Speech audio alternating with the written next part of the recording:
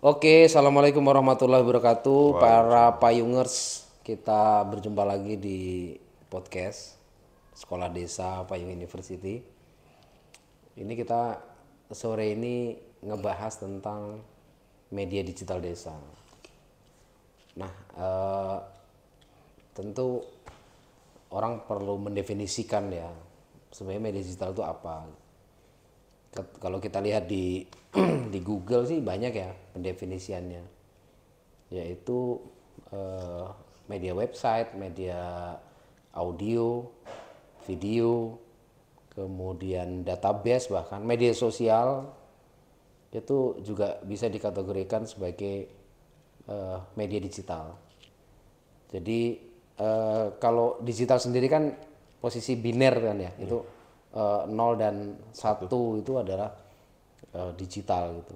Dan bagaimana kemudian eh, media digital ini bisa mendorong perkembangan desa, atau lebih jauh bagaimana kemudian hadirnya media digital bisa memberikan keuntungan bagi ekosistem desa itu sendiri. Tentu keuntungan itu untuk internal ya, karena selama ini yang kita lihat kan desa seperti dihisap. Oh, ketika ada sumber ekonomi, bahkan mungkin tambang-tambang di desa, yang terjadi malah penghisapan akses, penghisapan potensi yang ada di dalam desa, kemudian keluar di kota. Tapi ketika kita bicara tentang media digital, tidak melulu hanya melihat secara potensi sumber daya alam, karena kita juga tidak boleh menafikan bagaimana sumber daya manusia yang ada di dalam desa kemudian mampu untuk mendayagunakan media digital desa itu sendiri. Nah, Mas Ayar, gimana melihat, kita melihat perkembangan media digital dulu lah di era sekarang ini, dan apa-apa kemudian yang bisa kita dapat. Oke, mungkin saya akan berangkat dari apa media digital yang paling dekat dengan kita dulu kali ya. Mungkin kalau pakai definisi media digital yang secara umum, ada banyak hal yang kalau ngobrolnya harus menguasai semuanya. Bahkan kita pun yang hari ini berkecimpung di media digital aja baru dapat sedikitnya aja gitu. Tapi yang sedikit itu kita bisa ngambil yang paling dekatnya aja, yaitu media sosial gitu. Ya kita bisa sebut media sosial itu yang sosial media itu yang paling dekat lah sama kita media digitalnya itu. Pertama, dia paling dekat itu karena pertama gratis, kita bebas pakai gitu kan. Kita daftar akunnya nggak bayar gitu kan. Paling model internet kuota gitu kan. Apalagi yang punya wifi di rumah pasti lebih leluasa lagi. Yang kedua, jumlah penggunanya banyak.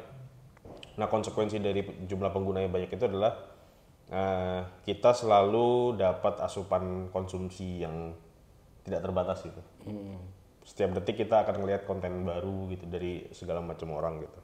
Terus yang ketiga, kanal distribusinya yang memudahkan kita buat jangkau orang lebih banyak tadi ya.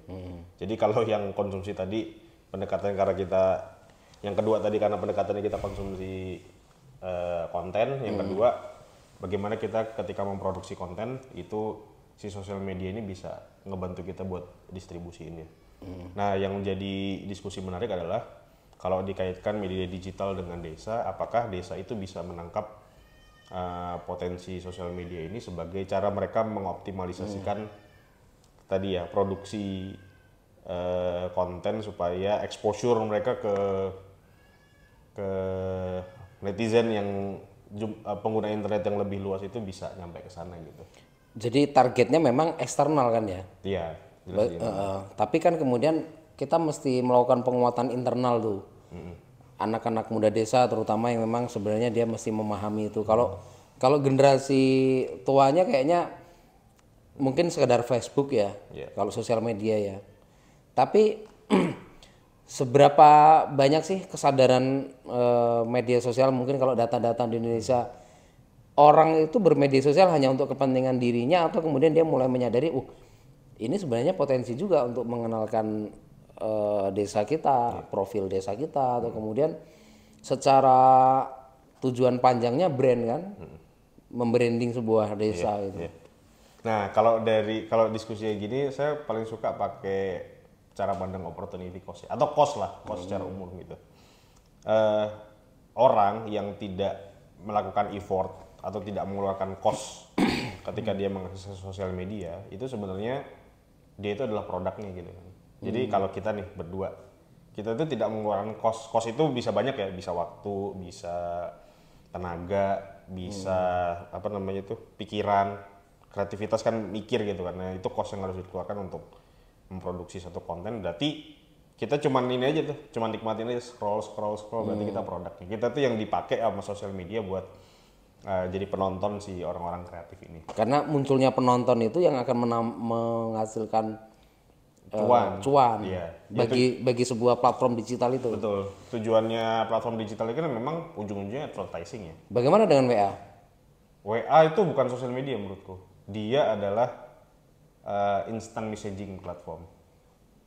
Maka kenapa sebenarnya WA belum menghasilkan mungkin ya? Dan mungkin secara model bisnis dia tidak menghasilkan. Dia apa ya? Oh, tapi dia diakuisisi oleh ini ya, Facebook juga ya? Ya dia buat kepentingan data pengguna gitu.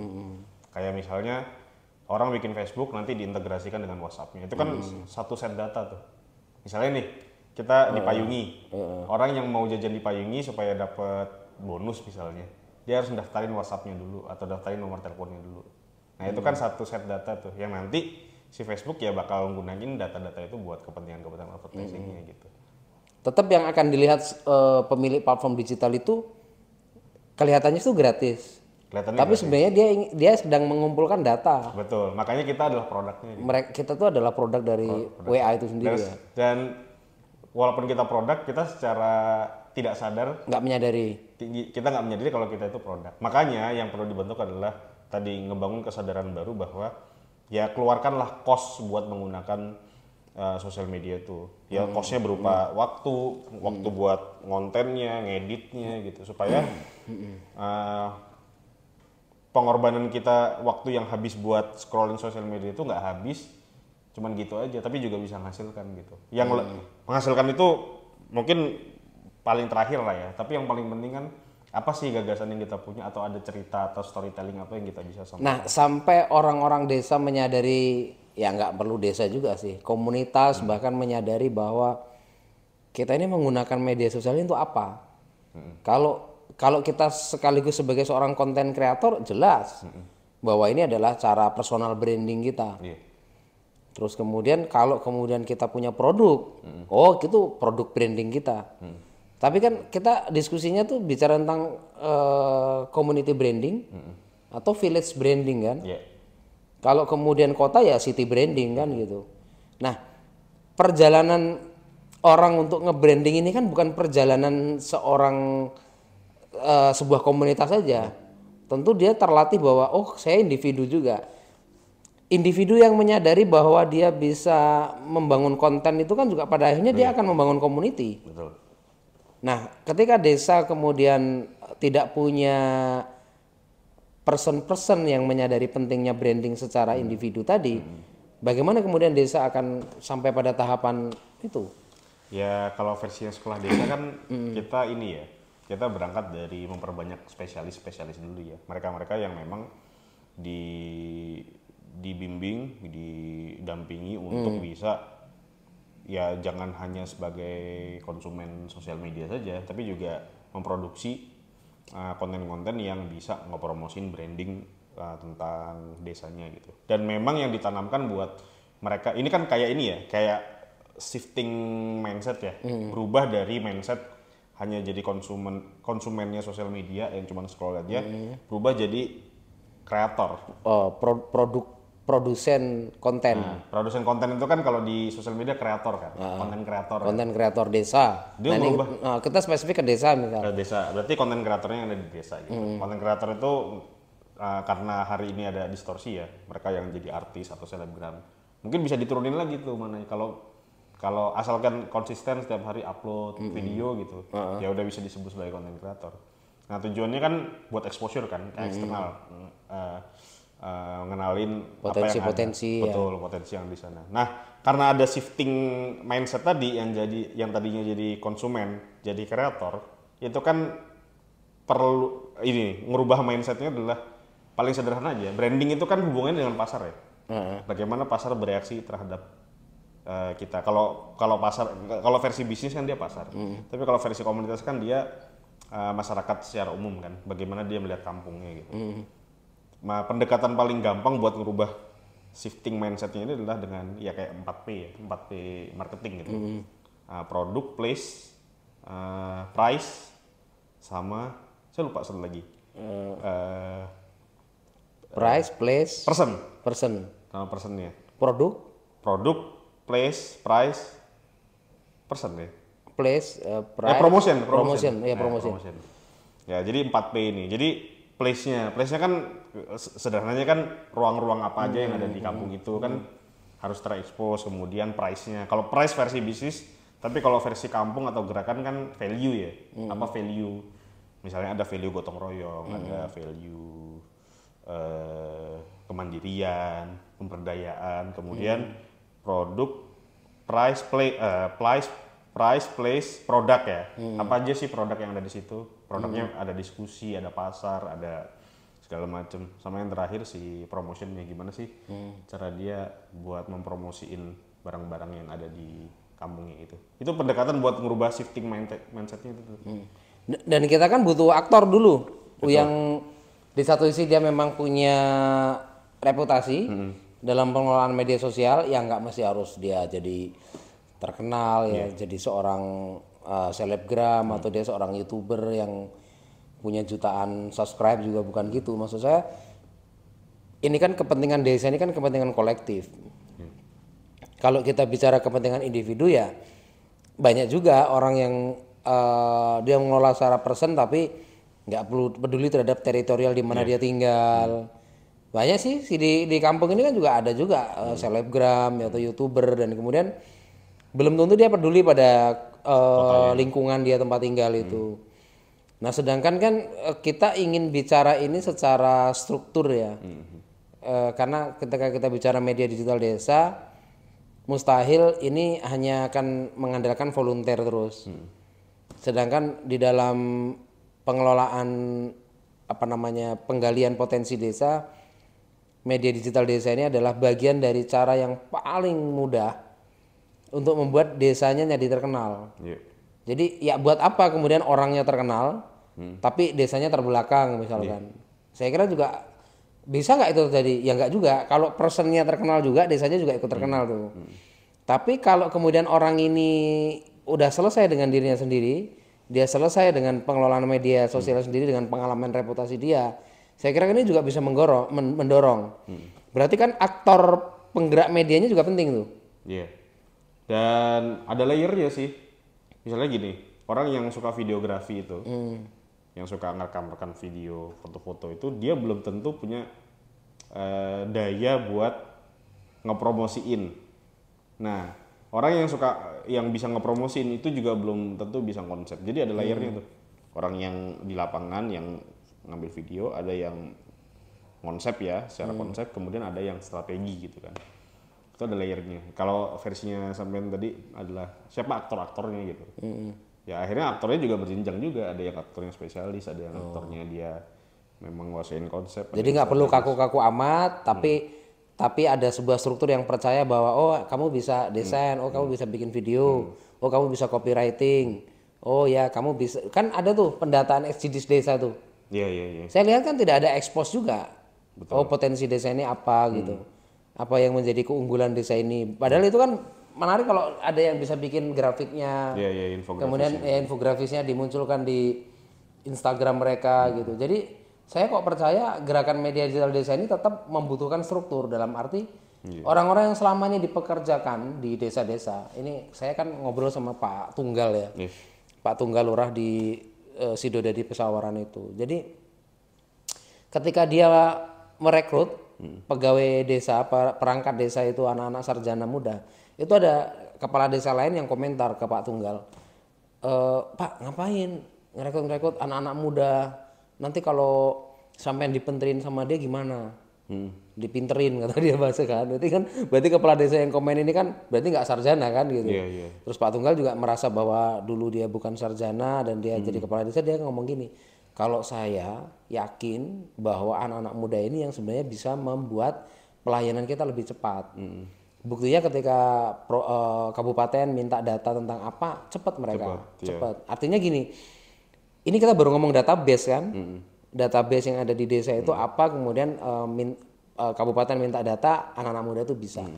Bayangkan kalau kepala desa ini menyadari mereka ini bisa loh kita tekan perangkat-perangkat desa daripada yang mohon maaf yang senior-senior nggak ngerti itu, ngantor tiap hari bingung dan administrasinya tidak berdampak pada promosi desa, padahal sudah jadi punya Cuku Nyinyi itu, wisata mangrove dan sebagainya. Tapi kita lihat tuh Instagramnya kan juga belum naik-naik, kemudian websitenya belum ada, YouTube-nya tidak jalan. Padahal yang mereka butuhkan itu adalah konsistensi sebuah roadmap. Oke, satu hari ini pokoknya 1 bulan, misal 1 bulan kita akan bikin berapa video, kita akan bikin upload berapa foto di Instagram, akan upload berapa kegiatan di Facebook, website diisi dengan berita apa. Ini kan bisa tuh jadi program. Sebenarnya ini bukan program sederhana menurutku. Nah, bagaimana kemudian Mas mengintegrasikan ya antara kepentingan kepala desa untuk mempromosikan desa, kemudian sebagai sebuah pemimpin yang mengelola struktur kemudian bisa memaksimalkan peran struktur itu untuk juga berkolaborasi dengan mereka-mereka yang selama ini misal lebih liar lah, anak-anak muda yang kurang sadar bahwa oh kita ini punya infrastruktur, punya SDM ada, program kerja desa juga sebenarnya sudah dipikirkan, tapi untuk serius dalam mengelola media digital desa itu mayoritas desa belum. Yang pertama ini ya, kesenjangan skillnya ya, karena tidak semua orang bisa punya kapabilitas capture, ngambil gambar, ngedit, kemudian bikin caption yang bagus. Itu kurva normal banget lah. Hubungannya dengan literasi juga. Betul. Dia bisa bercerita gitu kan, itu kan ini ya apa namanya? Kaitannya dengan literasi juga ya. Kapabilitas ya. Tapi bagian yang paling penting, ini pernah saya juga praktekkan dulu waktu main ke Pandeglang, ada bisnis di sana. Bingung kan si manajernya ini gimana buat ngoptimasin sosial medianya. Kita kasih strategi aja. Gini, yang ngambil gambar, yang ngedit, sama yang posting itu kalau bisa dibedain orangnya gitu. Loh, kenapa kayak gitu? Biarin mereka fokus dengan bidangnya masing-masing. Yang edit, yang ngambil gambar, terus yang bikin jadwal gimana. Nah, nanti tugasnya kayak tadi ya, kayak kepala desa, dia hanya neken ke satu aja. Misalnya dia hanya nuntut si yang ini nih, yang bikin jadwalnya. Saya mau 1 hari ada 3 konten gitu. MPC lah, Bobi carane. Jadi kepala desa kan enak kan. Kan dia bisa tekan tuh perangkat desa karena emang digaji kan. Betul. Ya tinggal gitu aja. Saya maunya 3 konten strategisnya, saya pengen sehari punya 3 konten nih. Kontenin bapak itu. Udah gitu. Nah, nanti si konten strategis ini pasti akan nekan bawahnya kan. Dia akan nekan si editornya gitu. Nah, si editor juga pasti akan nekan bawahnya gitu. Untuk yang ngambil gambarnya gitu kan. Jadi nah ini nanti dia kan jadi kayak piramid tuh. Si yang ngambil gambar itu kan dia pasti akan pikir, kalau saya pengen bisa setor gambar yang banyak atau video yang banyak ke editor saya, berarti saya harus keliling ngambil gambar setiap hari 20 video gitu kan. Yang edit juga dia harus riset kan gimana bikin caption yang bagus segala macam.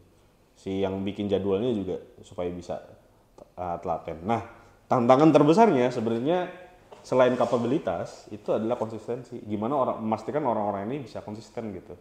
Nah, konsisten memang di awal itu emang harus dengan cara dipaksa ya. Dan orang yang emang komitmen, memang dia mau dipaksa, emang cara berpikirnya adalah kalau saya tidak dipaksa, saya tidak akan bisa punya kontribusi bagus nih buat desa ini gitu.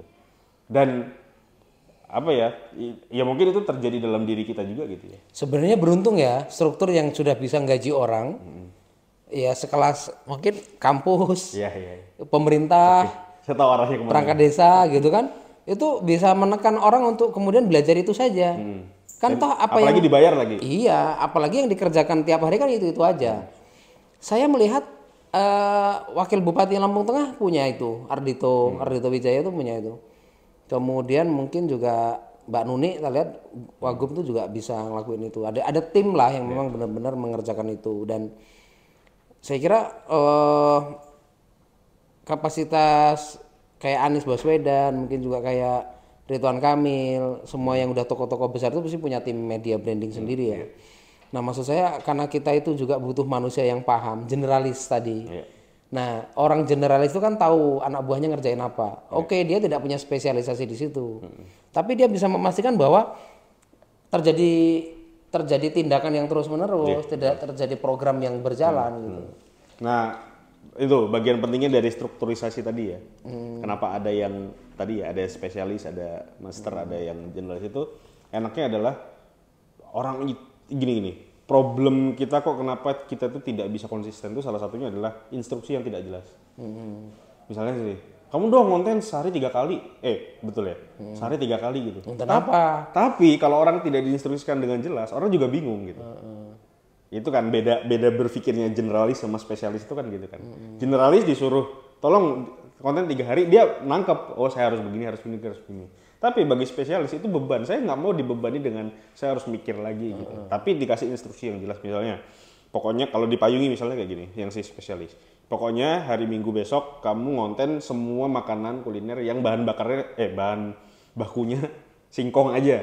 Pokoknya singkong, fokus aja singkong, jangan yang lain. Nah dia pasti akan udah fokus ke singkong gitu. Instruksi yang jelas itu juga akan bantu tadi ya konsistensi juga gitu. Kenapa kita nggak konsisten? Kadang kalau SDM juga, SDM yang tidak bisa ditekan, apalagi community. Apalagi community kan relawan semua. Relawan volunteerism kayak gitu kan. Kalau buat ini ya, misalnya konten kreator sendiri gitu ya, yang ngambil gambar sendiri, yang ngedit sendiri, mabuk kan. Nah kesalahannya juga dia kan susah ya konsisten ya. Kita konten sendiri konsisten susah.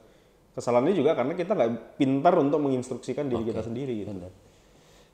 Berarti gini Mas, ini kita beruntung dong, ada anak-anak Unila datang ke Payungi. Oke, sebenarnya Payungi udah jalan, Payungi itu semua udah jalan, websitenya juga pasti ada lah. Kemudian secara pendelegasian yang lola YouTube kayak kita ngisi YouTube, kita Instagram kita 10.200 ya, Facebook jalan dan sebagainya, adalah yang ngerjain gitu.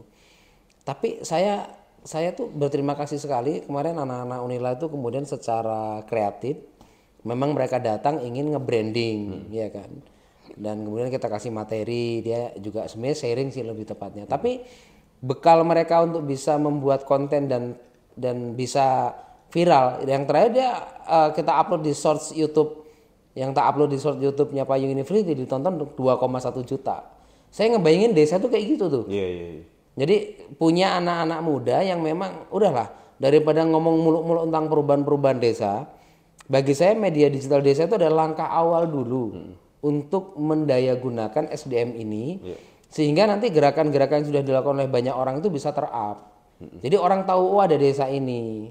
Oke, nggak usah target-targetan FYP di TikTok, apa namanya viral di YouTube, kemudian apa di Instagram, itu nggak perlu. Tapi tadi yang sampaikan bener banget tuh, gimana konsisten, apalagi ini ada struktur yang bisa menekan bahkan kampus, pemerintah, perangkat desa. Bagi saya ini melihat media digital ini bukan hal sederhana gitu. Ya kalau kita ketemu kepala desa ya, kemudian kepala desa ini punya kesadaran, oke deh sudah saatnya saya mulai pakai sosial media. Kita gampang aja kasih satu lembar kerja gitu. Udah yang harus dia pastikan adalah ini yang harus lo teken, ini harus lo teken. Gitu kan enak kan, dikasih instruksinya gitu kan. Jadi dia nanti membahasakan ke tim yang ada di bawahnya juga lebih gampang gitu. Jadi kesadaran basicnya adalah kesadaran pengen pakai sosial media digital dulu ya gitu ya. Sosial media, itu aja udah cukup. Dan yang akan direkrut oleh perangkat desa pasti anak muda tuh. Pasti anak muda. Dan itu kesadaran yang sangat mahal sekali. Bagi level kepala desa. Lah, kok ada kepala desa yang muda nih, usianya masih muda, masih ya 35 tahun. Kok nggak sadar itu? Kok nggak sadar? Berarti ya ada masalah ini, pengetahuannya ada masalah gitu kan. Berarti dia tidak melihat sosial media sebagai cara dia buat nge-branding desanya. Emang mau pakai cara apa lagi sih buat mempromosiin desa? Betul. Mau pakai cara apa lagi sih? Apa dia mau kumpulin warga semua. Percuma tuh anggaran 1 miliar Dana desa. desa. Iyalah. Dia bangun gapura juga belum tentu bisa terkenal kan.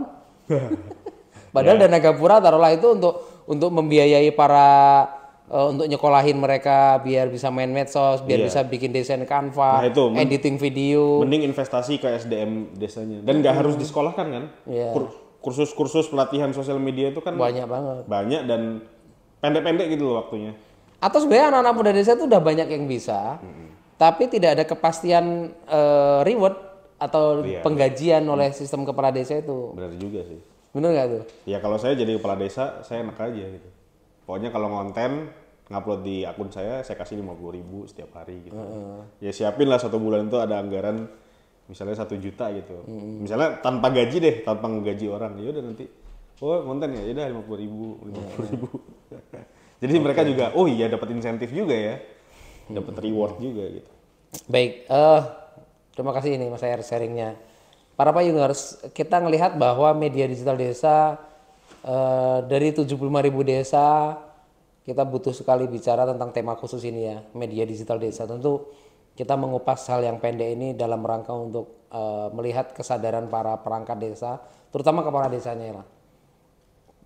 Kalau kita bicara kampus dan pemerintah sama juga problemnya, tapi kan kita ini bicara tentang sekolah desa di Payung University, maka kita punya mimpi bahwa desa-desa itu jangan lelah lah, atau jangan lupa menghargai mereka-mereka yang memang bisa mempromosikan desa itu secara media digital. Terima kasih banyak pada Payungers, sampai jumpa lagi.